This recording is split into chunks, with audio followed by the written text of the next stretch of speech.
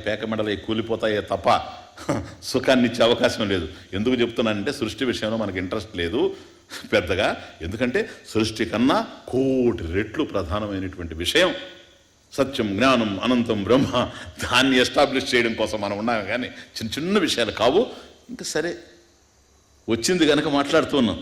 ఇది మాట్లాడేది కూడా దేనికోసం తెలుసా? ఇది గౌణం, అదే ముఖ్యం. సత్యవస్తువే ముఖ్యం. ఇప్పుడు అర్థమైంది మీకు? కాబట్టి ఉన్నది వచ్చేందుకు అవకాశం లేదు, లేనిది ఎలాగూ రాదు. కనుక ఉన్న ప్రపంచం ఏదైతే ఉందో ఇది నామరూపాలతో కనపడుతూ ఉంది. కనుక దీన్ని వ్యాకృతం అంటున్నాం. ఇది వ్యాకృతం, అలా తెలుస్తూ ఉంది, ప్రవిభక్తంగా తెలుస్తూ ఉంది. అయితే ఇక్కడ నియతి ఉంది కనుక ఈ సృష్టిలో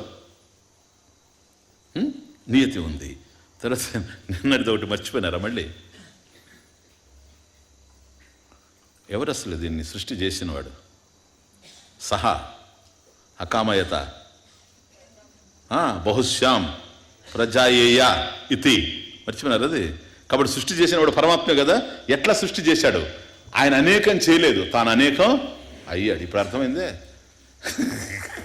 ఆయన అనేకం అయినప్పుడు ఉన్నది ఆయనే కదా. ఇంకా ఉన్నది వచ్చేదేముంది? ఇట్లా కనపడుతుంది. అర్థం చేసుకోండి. ఇప్పటికి లేనిదేమో రాదు, ఉన్నదేమో వచ్చేది లేదు. కనుక ఉన్నది బ్రహ్మమే. తనే ఇన్ని కావాలనుకున్నాడు. ఇది కార్యరూపంలో కనపడుతుంది.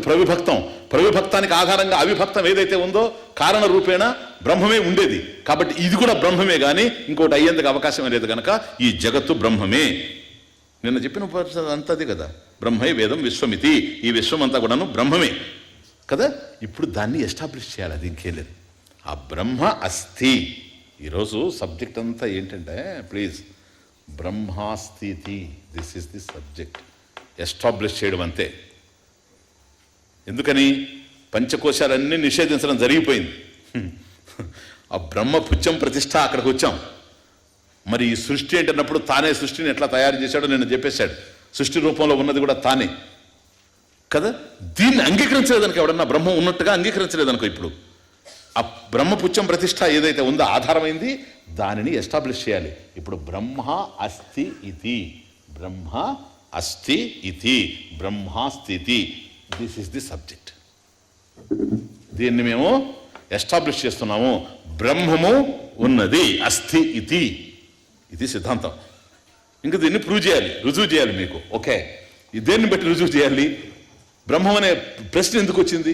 ఎవరు అడిగేది? ఇక్కడ ఉండేవాళ్ళు. ఇక్కడ ఎక్కడున్నారు? సృష్టిలో. దీని గురించి మొదలు పెట్టాలి. కాబట్టి ఆ సృష్టి ఉంది కదా, సత్, వ్యాకృతం, సత్. అది ఎక్కడి నుంచి వచ్చింది? ఏది? అది వేరే విషయం. లేని దాని నుంచి వచ్చేందుకు అవకాశం లేదు కనుక ఉన్న దాని నుంచే వచ్చి ఉండాలి. ఇది ఏంటిది? ఉంది కదా, ఉన్నది కనుక సత్ కదా. అది వ్యాకృతం. అవ్యాకృతం కదా అసత్. వ్యాకృతం అవ్యాకృతం, సత్ అసత్, వ్యక్తం అవ్యక్తం. ఈ ఆనే కదా నేను అక్కడ పెట్టాను. ఇంకా ఆ ఒక్కటే కదా. ఇప్పుడు అర్థమవుతుందా మీకు? ఇంతే, ఇంకేలేదు. కనుక సత్ వ్యాకృతం, అసత్ అవ్యాకృతం. అవ్యాకృతం కారణ రూపేణ ఆసీత్. సరేనా? ఇది సత్ కార్యరూపేణ అజాయత, పుట్టింది. ఇది ఉత్పన్న, కార్యం ఉత్పన్న. సో ఇది మనం ఎస్టాబ్లిష్ చేయాలి. దీన్ని గుర్తుపెట్టుకోండి. దీనికి కారణంగా అసత్ అవ్యాకృతం బ్రహ్మమే. ఓకే, ఇప్పుడు ఈ సత్ నుండి ఇదిగో ఈ 4 పాయింట్స్: సుకృతవత్, రసత్వాత్, ప్రాణ్యాత్, భయాభయహేతుత్వాత్. ఈ 4 పాయింట్స్ నుంచి బ్రహ్మ అస్థి ఇతి ఎస్టాబ్లిష్ చేయడం. అది ఇంకెళ్ళి ఇప్పుడు ఈరోజు ఏం లేదు సబ్జెక్టు. ఉన్నది బ్రహ్మమే. లేదండి బ్రహ్మం కాదు. ఎట్లా కాదంటావు? ఈ సృష్టి, మరి సృష్టి ప్రధానం. ఫస్ట్ పాయింట్ సృష్టి. ఈ సృష్టి ఎట్లా వచ్చింది? ఎక్కడి నుంచో వచ్చిందండి. రావడానికి అవకాశం లేదు. యాదృచ్ఛికవాదం, యాక్సిడెంటలిజం లేదు. ఉన్న పడంగా ఊడి పడదు. ఎందుకని? ఇక్కడ నియతి ఉంది, ధర్మాలు ఉన్నాయి. ఎప్పుడైతే ఇంత నీతితో ఈ ప్రపంచం నడుస్తూ ఉందో ఇది ఊడిపడేందుకు అవకాశం లేదు. ఇక్కడ ప్రయోజనం కనిపిస్తూ ఉంది, అందం కనిపిస్తూ ఉంది, అర్థం కనిపిస్తూ ఉంది. కాబట్టి నీతి తెలుస్తూ ఉంది. నియతి ఎక్కడైతే ఉందో అక్కడ నియంత ఉండాలి. So this is the argument. కాబట్టి అసత్ ఏదైతే ఉందో అది కారణం అంటున్నాం అంతే. కారణం లేకుండా మాత్రం రాలేదు. ఆ కారణం ఏదో దాన్ని అసత్ అన్నాం. ఎందుకని? సత్ అని నీవు అంటున్నావు గనక, కాబట్టి అసత్తు నుండి జగత్తు వచ్చింది అని అంటే జగత్తు జగత్తుగా లేని స్థితి నుండి వచ్చింది. ఫినిష్. జగత్తు జగత్తుగా లేని స్థితి నుండి జగత్తు జగత్తుగా వచ్చింది. పోండి. క్లియర్?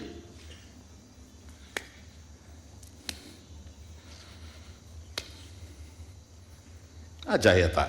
నెక్స్ట్, తదాత్మానగ్ స్వయం అకృత తస్మాత్ తత్ సుకృతముచ్యత ఇది. నెక్స్ట్ లైన్ చూడండి. తర్వాత తత్. నైనా ఇప్పుడు ఒకటే గుర్తుపెట్టండి, కన్ఫ్యూజ్ కాబాకండి. దీన్ని ఎస్టాబ్లిష్ చేయడం ఇది మీ మనసులో ఉండాలి ఇప్పుడు లేచిపోయేంత వరకు, సరేనా? ఈరోజు సబ్జెక్ట్ అంతా ఇదే. బ్రహ్మం ఉన్నది, బ్రహ్మ అస్థి, డిసైడ్ అయిపోవాలి. ఇప్పుడు కారణాలు చూపిస్తున్నాం కాబట్టి ఈ జగత్తు నుంచి ప్రారంభమైన సృష్టి కార్యం నుంచి దీనికి కారణం ఏమిటన్నాం? కారణ రూపేణ అసత్ ఆసీత్, అసదేవ ఆసీత్, అవ్యాకృతం. Okay, clear. ఇప్పుడు ఈ కారణం ఏదైతే ఉందో ఇదే కదా కార్యాన్ని సృష్టించింది. ఈ కార్యాన్ని సృష్టించడానికి ఏదైనా హెల్ప్ చేశారా ఎవరన్నా? కారణానికి జగత్తును తయారు చేయడానికి బ్రహ్మానికి పోయిన అట్లా చెప్తాను, బాగా అర్థం. ఇంత చెప్తున్నా కూడా ఇంకా జగత్తును తయారు చేయడానికి కారణం ఎవరో అంటే ఇప్పుడు ఊరికే నేను బ్రహ్మం ఈశ్వరుడు అనకూడదు. ఇప్పుడు నడిచే సబ్జెక్ట్ని బట్టి మీరు ఇట్ట అంటుంటే మళ్ళీ నేను బ్రహ్మం అనాల్సి వస్తుంది. అర్థమవుతుంది? సబ్జెక్ట్ ఎట్లా పోతుందో అట్లాగే అర్థం చేసుకోవాలి. క్రమం, బోధన విధి. ఓకే,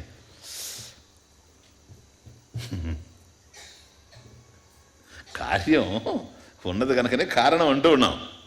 దాని నుండి ఆవిర్భవించింది అంటున్నాం కదా, దాని నుంచి వచ్చింది కదా. ఈయన అది ఆ సృష్టిని తయారు చేయడానికి ఏదైనా ఆయనకన్నా అన్యంగా వస్తూ ఉందా ఉపాదాన కారణం, లేక ఎవరన్నా హెల్ప్ చేశారా అని అడుగుతున్నాను నేను. లేదు కదా, అది తనకు తానే కదా చేసింది. నిన్న చూడలే, ఆయనే అనుకున్నాడు, ఆయనే తపస్సు చేశాడు. ఆ తపస్సు అంటే జ్ఞానం అన్నాము. జ్ఞానమయం తపహ, సంకల్పం చేయడము, తయారైపోయింది. క్విక్, 7 రోజులు లేదు, క్షణం. నాట్ 7 days, క్షణం. ఎందుకంటే సృష్టికి ముందు 7 days ఉండదు. సృష్టి జరిగితే సూర్యుడు వస్తేనే 7 days సార్. సరేనా? వాళ్ళందరూ అట్లా చెప్పారు, ఏం చేస్తాం మనం? పోనండి, వాళ్ళ కర్మ. కాబట్టి సనం ఒక్క స్ట్రోక్ టక్ అయిపోయింది సృష్టి. ఓకే, స్వయంగా చేశాడు కదా ఆయనకాయనే. తదాత్మానగ్, సి దట్, స్వయం అకురుత తస్మాత్ తత్ సుకృతముచ్యత ఇతి. అది ఇది సమాప్తం. అడిగి మంత్రభాగం, సరేనా? తదప్యేష శ్లోకో భవతి, ఇదిగో తదప్యేష మంత్రో భవతి, ఇది మంత్రం. అసద్వా ఇదమగ్ర ఆసీత్ తతో వై సదజాయత. ఓకే, తదాత్మానగ్ స్వయం అకురుత తత్, ఆ బ్రహ్మము. ఏ బ్రహ్మం? కారణం. ఆత్మానుగ్, ఆత్మానం ఇది అంటే ఈ ప్రపంచము. ఇక్కడ ఆత్మానం అంటే ఈ ప్రపంచం. స్వయం అకురుత, స్వయం అకురుత, తనకు తానుగానే చేశాడు. అకురుత చేశాడు, కరోతి. సరేనా? తదాత్మానగ స్వయం అకురుత తత్, ఆ బ్రహ్మము, కారణ రూపంలో ఉన్నటువంటి బ్రహ్మము, ఆత్మానగు ఈ ప్రపంచాన్ని స్వయం తనకు తానుగా, రెండవ యొక్క హెల్పే లేకుండా స్వాతంత్రేణ అకురుత తయారు చేశాడు. తస్మాత్, దేర్ ఫోర్, తత్ సుకృతముచ్యత ఇది. అర్థమైందే? తత్ ఏది? ఈ సృష్టి ఏదైతే ఉందో సుకృతం అని చెప్పబడింది, లేదా ఆయన చేసినటువంటి కార్యం ఏదైతే ఉందో ఇది సుకృతం. ఇది సుకృతం. ఎందుకు సుకృతమో తెలుసా? చేసినవాడు తానే, ఈ జగద్రూపాన్ని పొందినవాడు తానే, ఇన్ని రూపాలుగా అయినవాడు తానే. బహుశ్యాం ప్రజాయేయ ఇది, నేను అనేకం కావాలి అని అనుకున్నాడు, అకామయత కదా. కాబట్టి ఇది అంతా కూడా తానే కావాలనుకున్నాడు బ్రహ్మం, తాను అయ్యాడు. సుకృతంగాకి ఏంటిది? అక్కడ సుకృతం కానిది ఏముంది? ఇప్పుడు మీకు అర్థమవుతుంది. మీ సృష్టి చెప్పేటప్పుడు నేనేం చెప్పాను? యత్ కార్యం, అది వేరే, ఫస్ట్ అది సెకండ్ పాయింట్. అది యత్ కార్యం తత్ సుకృతం. ఇదిగో ఇక్కడిది పదం. సరేనా? యత్ కార్యం తత్ సుకృతం. ఏదైతే కార్యం ఉందో అది సుకృతం. అయితే కార్యం సుకృతం, చేతన కర్తృత్వం ఎక్కడ వస్తుందంటే సకర్తృకం అని. అయితే దీన్ని చేసినది జడం నుంచి వచ్చింది అంటాడేమో. కాదు కాదు, సకర్తృకం. ఆ సకర్తృకం ఎవరు? జడం కాదు, చేతన కర్తృత్వం. అట్లా అది ఆర్డర్. సరేనా? కాబట్టి సుకృతం ఉచ్యతే. ఉన్నదంతా బ్రహ్మమే కదా. ఇప్పుడు సుకృతం కాకపోతే ఏంటిది? చక్కగా చక్కగా అందంగా, ఎంత అద్భుతమైనటువంటి సృష్టి తానే ఈ విధంగా వచ్చింది. సుకృతం కాకపోతే ఏంటిది? అందువల్ల సృష్టి దర్శనం కూడా బ్రహ్మ దర్శనమే చేయగలిగితే, జ్ఞానం ఉంటే. దృష్టిం జ్ఞానమయం కృత్వా, బ్రహ్మమయం జగత్. దృష్టిం జ్ఞానమయం కృత్వా పశ్యత్ బ్రహ్మమయం జగత్. కాబట్టి ఈ జగత్తంతా కూడా జగదీశ్వరుని స్వరూపంగా, ఈశ్వరుని స్వరూపంగా. ఎందుకో తెలుసా? ఆయనే ఉండేది ఇక్కడ, రెండవది లేనే లేదు. అందువల్ల సుకృతం. సుకృతం ఎంత అద్భుతమో చూడండి, ఎంత అసలు ఊహించలేకపోతున్నాం కదా. ఇది సృష్టి. కాబట్టి ఇది సుకృతం. సుకృతం అంటే ఏంటి? ఇంకొక రకంగా చెప్పాలండి, ఇంకొక అర్థం పుణ్యం. పుణ్యాన్ని కూడా సుకృతం అందరం కదా. కాబట్టి ఇది కూడా పుణ్యం, ఇది కూడా పుణ్యరూపం. అంటే దాని అర్థం ఏంటి? పాపం కాదు కదా.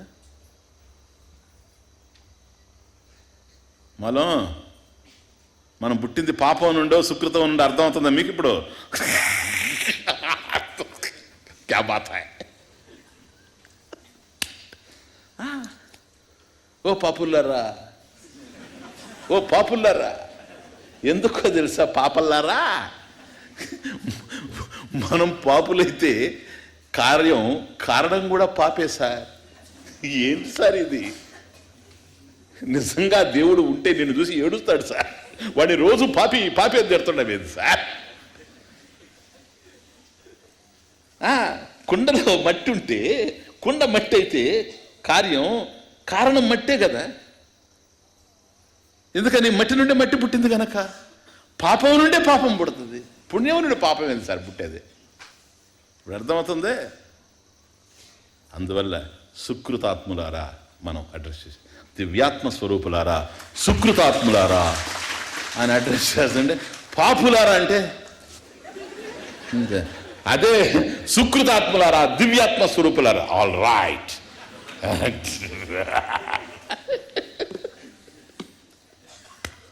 అర్థమవుతుంది. ఇది విషయం. కాబట్టి కారణం ఎప్పుడైతే ఉందో, కారణమే కార్యరూపంలో ఉంది కనుక కారణం తత్ సుకృతం ఉచ్యతే. అది సుకృతం అని చెప్పబడుతుంది. కాబట్టి ఈ ప్రపంచంలో ఏముంది? పరమాత్మ తప్ప. అందాల హరివిల్లు నీ ఇల్లు చూచేందుకు నోచుకోవు మా కళ్ళు. ఇక్కడ పాపం, ఇక్కడ పాపం. అందాల హరివిల్లు నీ ఇల్లు చూచేందుకు నోచుకోవు మా కళ్ళు, సొంపైన ఊరేగింపు నిరంతరము. చూసారదే, సొంపైన ఊరేగింపు నిరంతరము, కనలేదెందుకో మా నేత్రము, అందాల హరివిల్లు నీ ఇల్లు చూచేందుకు నోచుకో మా కళ్ళు.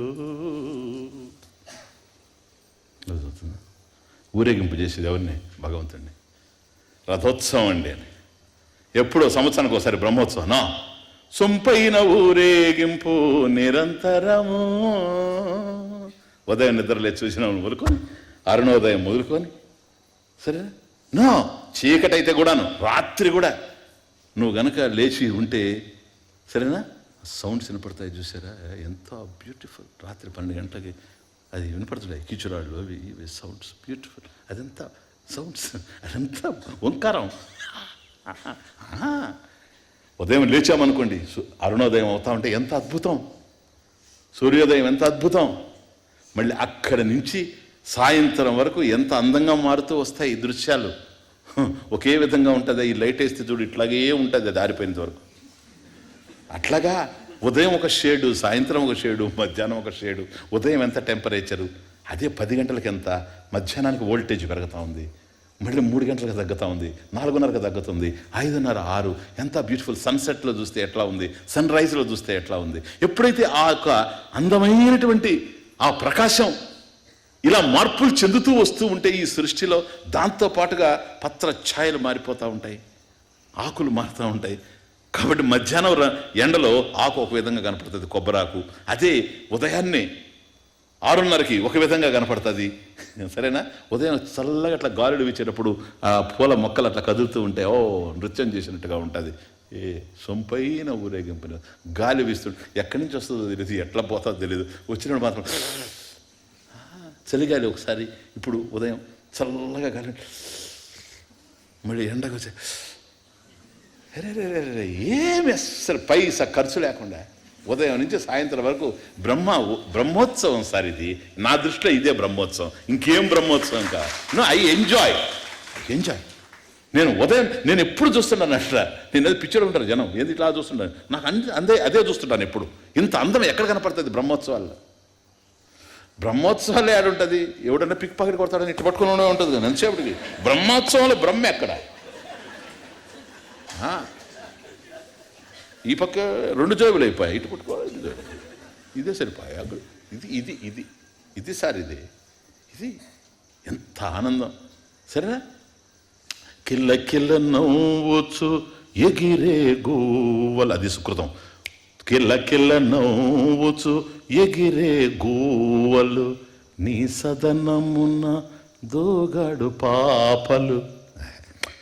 ఇంట్లో బిడ్డలు అట్లా దోగాడుతుంటే ఎంత బాగుంటుంది. అట్లా ఈ హరివిల్లు, అందాల హరివిల్లు పరమాత్మ యొక్క గృహంలో అవి అలా కదులుతూ ఉంటే అట్లుంటాయి కదా. చుట్టే ఋతువులే నీ ఇంటి చుట్టాలు. వాడు వచ్చిపోతుంటాడు, ఈడు వస్తుంటాడు, వాడు వస్తుంటాడు. మన ఇంటికి చుట్టాలు వస్తుంటే ఫస్ట్ టైం అయితే పర్వాలేదు, రండి బాబాయ్, మాబాయ్, బాబాయ్. 3వ సారి వచ్చాడు అనుకోండి. కానీ ఇది అట్లా కాదు, ఎప్పటికప్పుడే హాయ్, ఇప్పుడు వస్తుందని. ఇది కూడా తమాషా చూడండి. ఎండాకాలం వచ్చినప్పుడు ఎప్పుడు చలికాలం వస్తుంది, ఎప్పుడు వానాకాలం వస్తుంది. వానాకాలం వచ్చినప్పుడు వానాకాలం ఉన్నాడు, ఎండాకాలం వస్తే బాగుండు. ఎందుకంటే ఇంకా రావాలని ఉంది. అది పరమాత్మ స్వరూపం.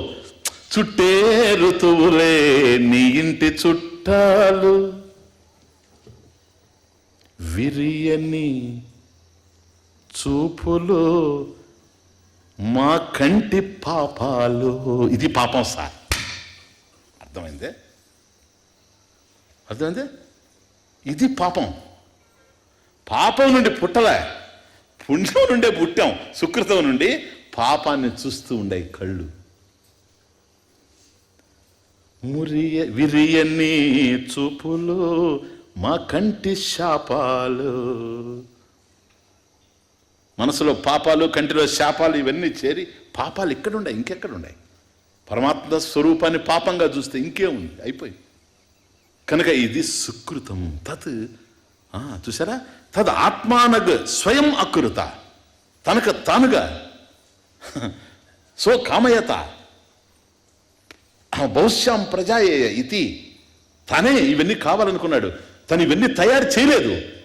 నేను అనేకం తయారు చేస్తానని చేయలేదు, నేను అనేకం అవుతాననుకున్నాడు. See the difference. అనేకం తయారు చేస్తానన్నవాడు సూర్యుని మర్చిపోయాడు. అర్థమైందే? అనేకం తయారు చేస్తానన్నవాడు చీకట్లో కూర్చొని 5 రోజులు చేసి 4 రోజులు 5 రోజులు అయిన తర్వాత ఏమీ కనపడకపోతే చేసినవి అప్పుడు ఆలోచించాడట. ఏంటబ్బా నేను చేసినవి ఏమైనాయి? గారెలు ఎక్కడ ఉన్నాయి, బూరెలు ఎక్కడ ఉన్నాయి? అరే అప్పుడు అనుకోండి, అరే పొరపాటు చేసామే, లైట్ లేదే అని చీకట్లో కూర్చొని చేశాడట. అందువల్ల అది చీకటి సృష్టి కనుక చీకటే ఉంటుంది, ఇంకా బ్రతకంతా. అర్థమవుతుంది? అప్పుడు అనుకున్నాడు, అప్పుడు సృష్టి ఆయన సూర్యుడిని తయారు చేశాడు. అది 5వ రోజు అంటాడు. అది తమాషా. ఇది తమాషా. సూర్యుడు రాకముందు నీకు రోజు ఎట్లా వచ్చింది సార్? సూర్యుడు వస్తే కదా సార్ మీకు డే వచ్చేది. డే వస్తే కదా సార్ నైట్ వచ్చేది. డే అండ్ నైట్ ఉంటే కదా సార్ నీ 24 hours. అప్పుడు కదా సార్ నీకు రోజు. సూర్యుడినే తయారు చేయకుండా 5వ రోజు సూర్యుని తయారు చేశాడని చెప్తే ఏంటి సార్ ఈ పిచ్చివాడి వెర్రికేక? ఎవరిని తృప్తిపరచాలని? అన్ని ఇమేజినబుల్, స్టూపిడిటీ అంతకన్నా ఇంకేం. షేమ్.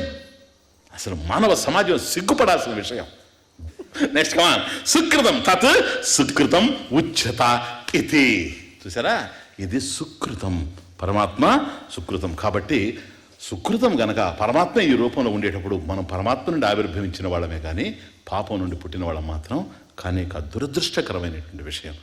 ఒక లక్షాధికారి బిడ్డ, కోటీశ్వరుడు బిడ్డ, నేను బిచ్చగాడిని అనుకుంటూ ఉండడం 24 గంటలు, దాన్ని మననం చేయడం, అది పనిగా, అదేదో మంత్రమైనట్టుగా అర్థమవుతుందా? మహామేధావి బిడ్డ నేను మూర్ఖుండను 24 గంటలు అనుకోవడం దురదృష్టకరమైన విషయం. సత్యం, జ్ఞానం, అనంతం బ్రహ్మ, అటువంటి పరమాత్మ నుండి ఆవిర్భవించినటువంటి వాళ్ళం మనం. కాబట్టి ఈ సృష్టి కార్యం యొక్క ఉద్దేశం ఏమిటంటే నామరూపాలతో కనిపిస్తూ ఉంది, అర్థమవుతుంది. అంతేగాని పరమాత్మ తనలో ఏ మార్పు లేకుండా ఈ సృష్టిగా గోచరిస్తూ ఉన్నాడు. ఇది కార్యం. వాచారంభణ వికారో నామధేయం మృత్తికేత్యేవ సత్యం. దేర్ఫోర్ ఈ సృష్టి అనేటువంటి సుకృతం, దీన్ని చూచినప్పుడు సినావ్ సుకృతవత్, ఓకే, సుకృతవత్ బ్రహ్మ అస్తి ఇది ఫస్ట్ పాయింట్. సుకృతవత్ బ్రహ్మ. నెక్స్ట్, యద్వైతత్ సుకృతం రసో వై సహ రసగహ్యేవాయం లద్వానందీ భవతి.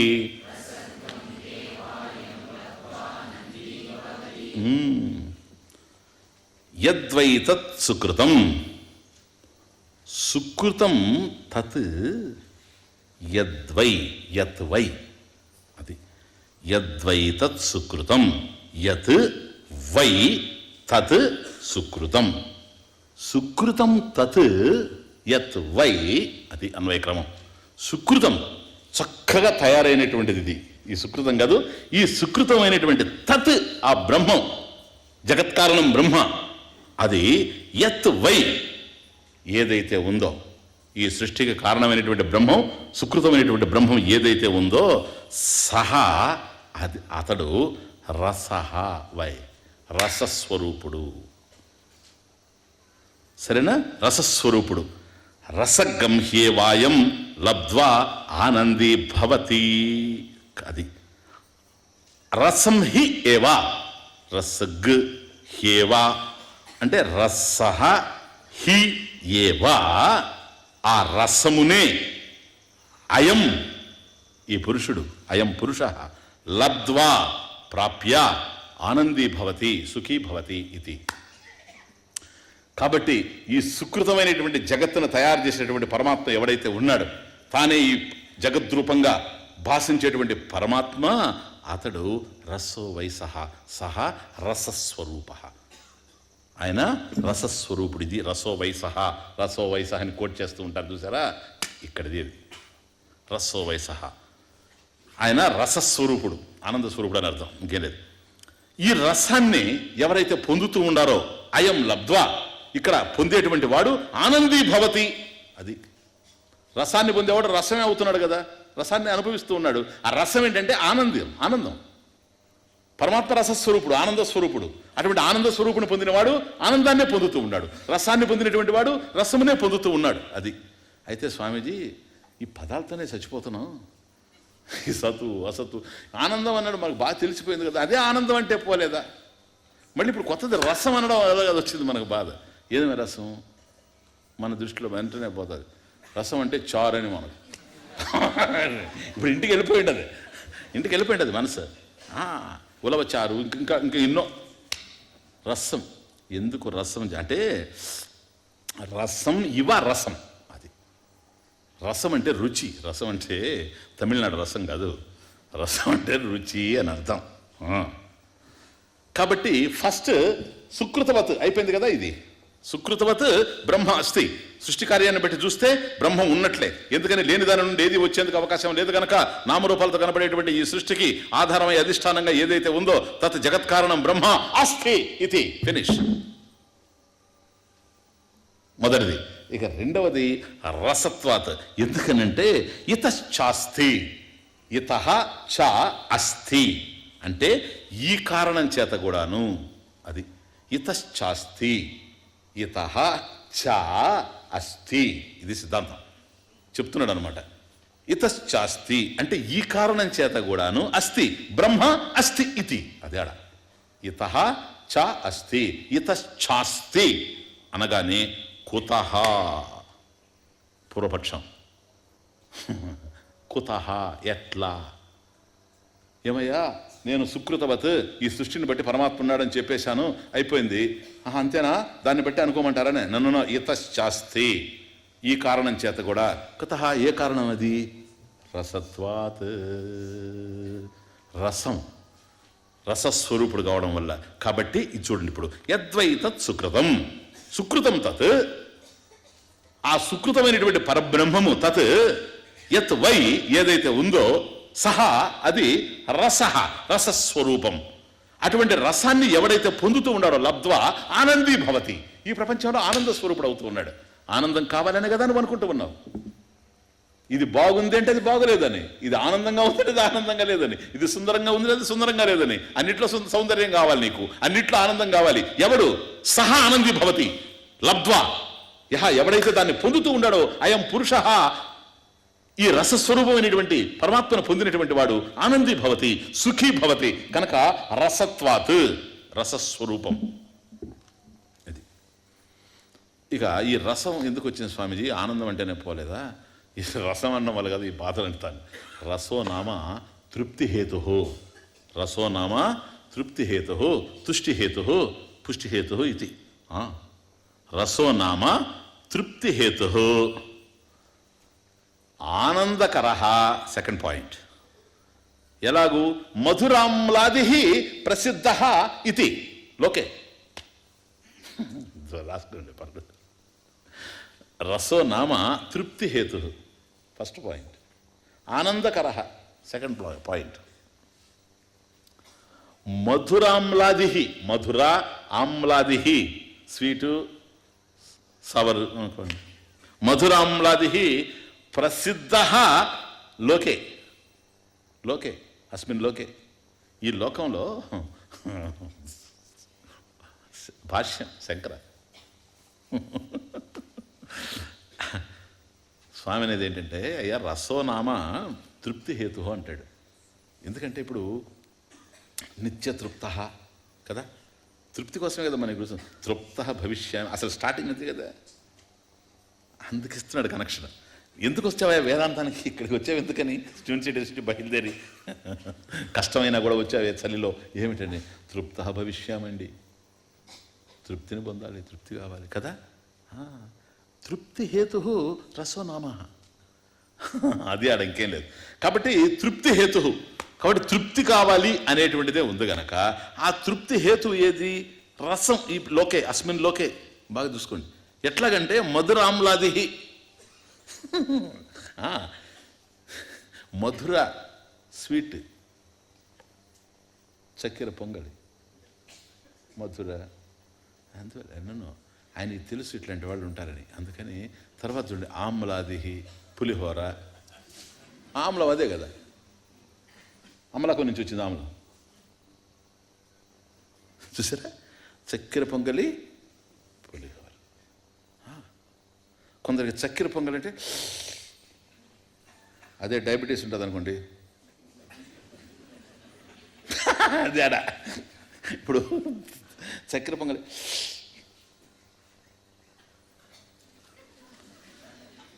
డయాబెటీస్ వచ్చేసింది అనుకోండి, 275 ఫాస్టింగ్. ఆయన దగ్గర కనుక పులిహోర చేసి అది మధుర ఆమ్లాది రస. రసం అంటే అది ఇక్కడ రసాలు ఊరుతుంటాయి, రసాలు ఊరుతాయండి, ఆ రసాలే. ఇప్పుడు అర్థమైంది ఇప్పుడు మధుర అది. కాబట్టి రస శబ్దం అస్మిన్ లోకే లోకే ప్రసిద్ధ. ఏంటి ఆ ప్రసిద్ధ? తృప్తిహేతు. రసం అంటే తృప్తిహేతు, రుచి. రసం అంటే ఇక్కడ రుచి, అంతేగాని అది చారు కాదు. రసం అంటే రుచి. కాబట్టి రుచి. అబ్బా హాయిగా భోంచేశానండి ఈరోజు, తృప్తిహేతు. 3 గంటలే 2 గంటలే, అది వేరే విషయం.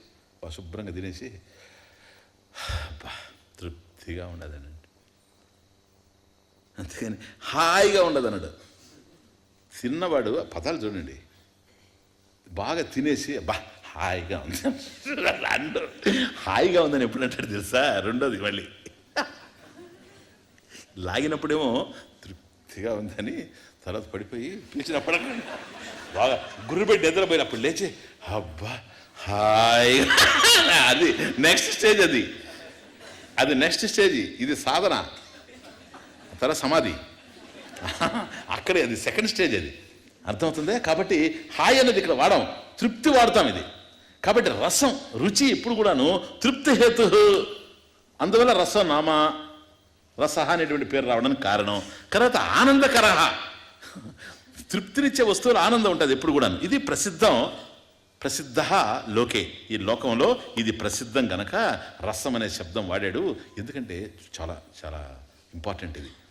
అంటే ఆ రసాల్లో తృప్తి లేదు, అర్థమవుతుంది. ఈ రుచిలో తృప్తి నీకు కలిగితే, అలా ఆ రుచిలో ఉండే తృప్తి ఏదో అది పరమాత్మ. అది పాయింట్. ఎందుకంటే వస్తువులోనే కనుక రుచి ఉండేటట్లయితే ఒకే వస్తువు అందరికీ రుచికరంగా ఉండాలి. ఒకరికి రుచికరంగా ఉండి ఒకరికి రుచికరంగా లేదు.